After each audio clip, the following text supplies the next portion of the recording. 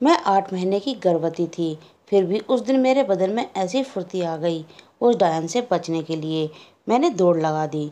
परियों की तरह खूबसूरत दिखने वाली वो डायन आज अपने खतरनाक रूप में मेरे सामने खड़ी थी। मुझे देखकर वो रहस्यमय तरीके से मुस्कुराने लगी। उसके गंदे लंबे नाखून, कटा पिटा चेहरा और बदसूरत लाल आंखें देखकर मेरा दिल धक से रह गया था। वो इतनी डरावनी लग रही थी कि मैंने डर से अपनी आंखें मीच ली थीं। मुझे समझ में आ गया था कि अब वो डायन मुझे नहीं छोड़ेगी। किंतु ना जाने क्या चमत्कार हुआ। अचानक बाबूजी वहां आ गए और उन्होंने अपनी मुट्ठी में कुछ राख जैसा पदार्थ भरकर डायन की तरफ फेंक दिया।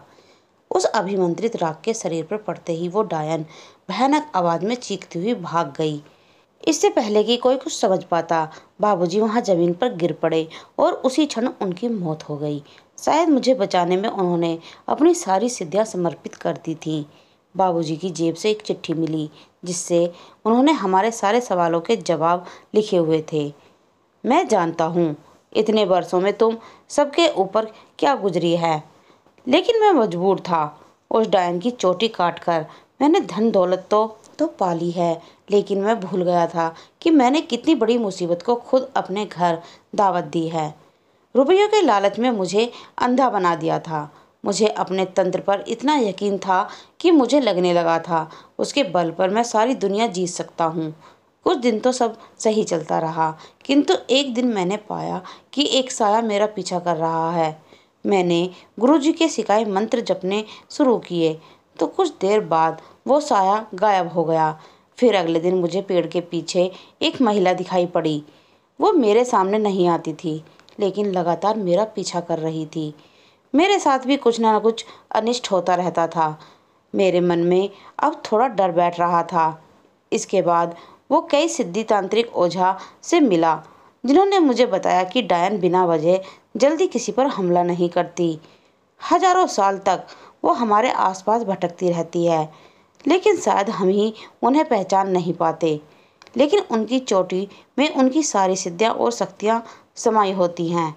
डायन की चोटी काटना मतलब उसे अपमानित करके उसे ललकारना। अब तो अपनी चोटी भी लेगी और चोटी काटने वाले की जान भी। पूर्णिमा की रात जब चांद अपने स्वभाव पर होता है, डायन की शक्तियां भी अपने शीर्ष पर होती हैं। शायद उसी दिन मुझ पर हमला करने वाली थी। पूनम की रात आने में कुछ ही दिन बचे थे। मेरे पास गुरु की सिखाई सिद्धियां थी, इसलिए वो अभी तक मेरे पास नहीं आ पा रही थी। अब तो दिन रात सोते जागते मुझे किसी के फुसफुसाने की, बड़बड़ाने की और रोने की आवाज़ें आने लगी थी। मेरा जीना मुहाल हो रहा था। वो आवाज़ सुन सुनकर लगता था मेरा मानसिक संतुलन बिगड़ रहा है। कभी कभी तो मैं अपना सिर दीवारों में पटकने लगता, किंतु वो गुनगुनाने की आवाज़ बंद ही नहीं हो रही थी। मुझे अपना अंत निकट दिखाई दे रहा था, इसलिए अपने परिवार को डायन की नज़र से बचाने के लिए मैं दूर जंगल में गुरुजी के सुझाए अंतिम उपाय करने चला गया था। मैं जानता था पूर्णमासी की रात मुझ पर बहुत भारी है। शायद मैं जीवित बच पाऊँ, इसलिए तुम सबसे दूर मैंने अपनी मौत का स्थान खुद चुना। उस रात को डायन मेरे सामने आई। मैंने मंत्र जप कर कुमकुम से चारों ओर घेरा बना दिया। गुरुजी की बताई विद्या काम आ गई और वो सुरक्षा घेरा तोड़कर मुझ तक नहीं पहुंच सकी। इस घटना के बाद कुछ वर्ष बहुत शांति से बीत गए। मुझे लगा कि शायद मैंने उस डायन को पराजित कर दिया है, तो इस बार भी मैंने उस डायन की शक्तियों को कम आंकने की भूल की थी। इस बार वो मोनू की पत्नी बनकर हमारे घर में घुस गई। उसे किसी भी बस अब अपनी चोटी चाहिए थी। जैसे ही मुझे अपने परिवार पर खतरे का अंदेशा हुआ था, मैं तुरंत जंगल से निकल पड़ा। मैं जानता था वहाँ पर कोई संकट अवश्य है। बाबूजी की चिट्ठी पढ़कर माँ का रो रो कर बुरा हाल हो गया था। मैं दौड़कर मोनू के कमरे में पहुँची, लेकिन उसकी सांसें भी रुक चुकी थीं। एक पल में हमारे सब कुछ छिन गया। उस दिन हमारे घर से एक नहीं दो दो अर्थी उठी। उस मनहूस दिन को याद कर आज भी मेरा कलेजा मुँह को आ जाता है। इतना कहने के बाद रीमा फूट फूट कर रोने लगी। मेरा सब कुछ ले गई वो डायन, सब कुछ। लेकिन माँ दादी कहाँ हैं और कहाँ है हमारा गांव? हम यहाँ कैसे आए? मुझे ये सब क्यों दिखाई दे रहा है? मेरा उस डायन से कुछ लेना देना नहीं है ना। बाबूजी और मोनू के अंतिम संस्कार के बाद जैसे ही हम घर लौटे, मुझे प्रसव पीड़ा शुरू हो गई और उसी दिन तुमने जन्म लिया था। मुझे जैसे अपने मोनू वापस मिल गए थे।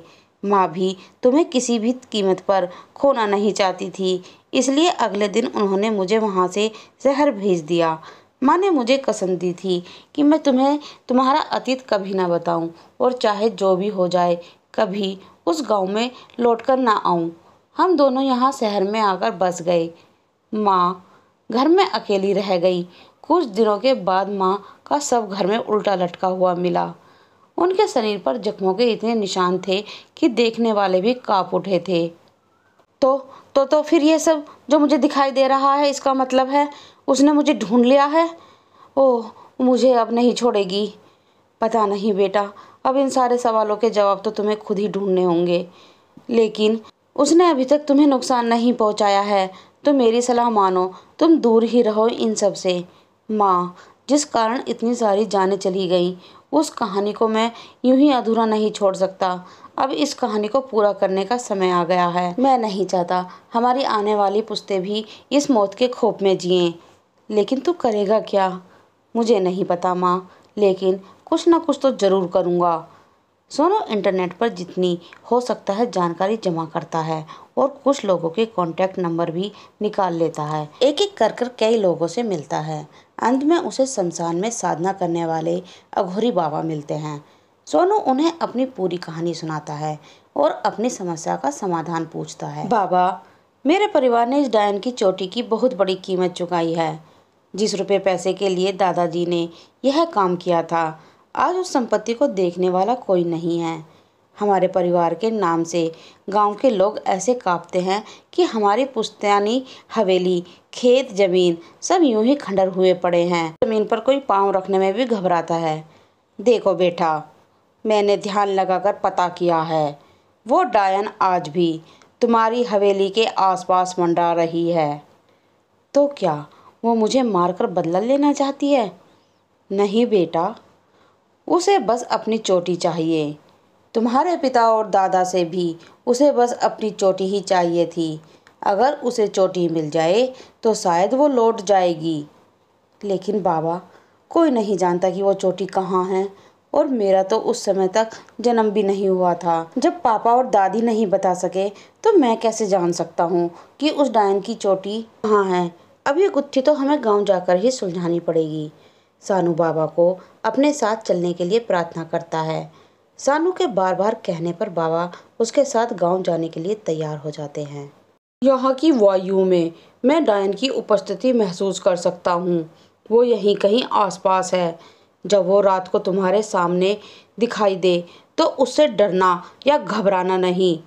आंखों में आंखें डालकर पूछना कि क्यों पीछे पड़ी हो मेरे, चाहती क्या हो। एक बात याद रखना, अगर डर गए तो वो हावी हो जाएगी तुम पर। मैं तुम्हारे साथ हूँ, तुम बस घबराना मत। रात सोनू को सोने के बाद फिर वही सपना दिखाई पड़ा था। क्या चाहती हो तुम? क्यों मुझे परेशान कर रही हो? कौन हो तुम? सोनू के इतना कहते ही वो डायन अपना रूप बदल लेती है और अगले ही पल एक तेज चीख की आवाज़ के साथ वो आकार में दुगनी तिगनी होने लगती है। उसके नाखून लंबे और चेहरा भी खूंखार हो जाता है। सोनू डर से आंखें बंद कर लेता है। तभी उसे बाबा की कही हुई बात याद आती है। अगले ही पल वो खुद को संभाल कर फिर से पूछता है, क्या चाहती हो तुम मुझसे? मुझे मेरी चोटी चाहिए, मेरी अमानत है वो।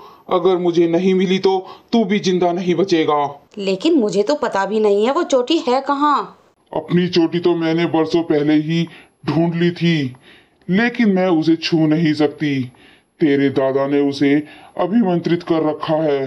अब तू मुझे वो चोटी ला कर देगा, समझा तू? तभी डायन अपनी शक्तियों से सोनू को एक जगह दिखाती है। उसके बाद उसकी नींद टूट जाती है। बाबा, उस डायन का कहना है कि चोटी हमारे खेतों में है, लेकिन उसे दादाजी ने अभिमंत्रित किया हुआ है, इसलिए मैं उसे चोटी लाकर दूं। लेकिन मैं कैसे? सोनू की बात सुनकर बाबा कुछ देर के लिए तपस्या में लीन हो जाते हैं और भूतकाल में हुई घटनाओं को देखकर कुछ देर बाद आंखें खोलते हैं।